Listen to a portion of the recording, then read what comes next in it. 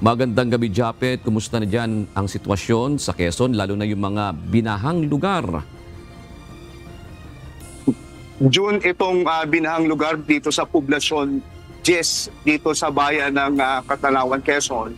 Kanina, alas 3, mula sa hanggang lieg na baha ng umaga, bumaba ito ng hanggang mahigit sa tuhod. Pero kanina, katatanggap lang natin ng informasyon, ay tumaas itong muli ng hanggang balikat dahil muling nagkaroon ng high tide at pag-ulan dyan sa lugar. Unti-unti nang humupa ang tubig baha sa Barangay Jis Poblasyon sa bayan ng Catalawan, Quezon. Bukod sa tuloy-tuloy na ulang dala ng bagyong Christine, sumabay dito yung high tide na nagpabaha sa lugar. Mula sa hanggang lieg na tubig baha kaninang alas 3 ng hapon ay lampas tuhod na lamang ito.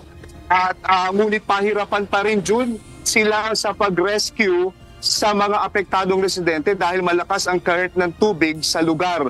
Gamit ang payloader, flatboats at rubber boats ay itinatawid at inililikas ang mga na-stranded na residente. Meron pa rin nagre-request ng rescue doon sa area, sir, na hindi nga makalampas. Specific yung barangay ng poblasyon. Okay. Meron, sir, mga waiting doon na stranded.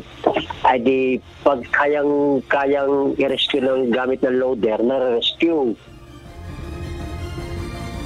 Sa ngayon ay muling tumaas ang tubig baha sa bayan ng Catalawan hanggang balikat na dahil muling nag-high tide at muling nakaranas nga ng pag-ulan.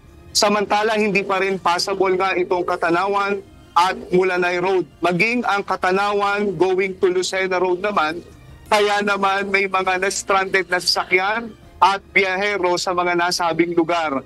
Ayon sa Catalawan Disaster Risk Reduction and Management Office, umabot na sa 800 ang bilang ng individual na nasa mga evacuation center sa bayan ng Catalawan. Patuloy ang kanilang pamamahagi ng family packs at sabi ng PDR o LDRRMC ng bayan ng Catalawan na may sapat naman silang supply ng pagkain sa mga evacuation center.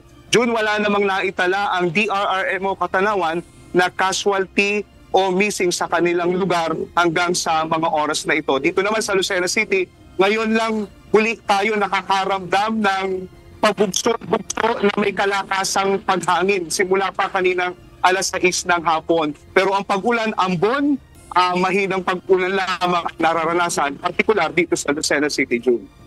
Meron pa bang mga main roads dyan, Japet, sa Quezon na papuntang Bicol ang apektado ng tubig baha? Kasi kailangan na rin nila ng mga ayuda mula sa national government, Japet. June, isa sa binabantayan din natin itong Calawag going to Bicol area. Nakapagtala din sila ng mga pagbaha. Pero kanina, passable naman ang malalaking sasakyan.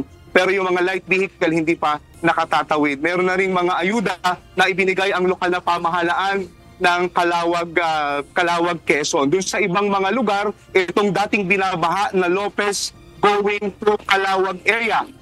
Meron na dito mga bypass road kung saan pwede namang dumaan. May mga alternative route na pwede namang tuluyan kung sakali na bumaha dito sa Kanda-Baba at Kanda-Ilaya area ng Lopez, Quezon, June.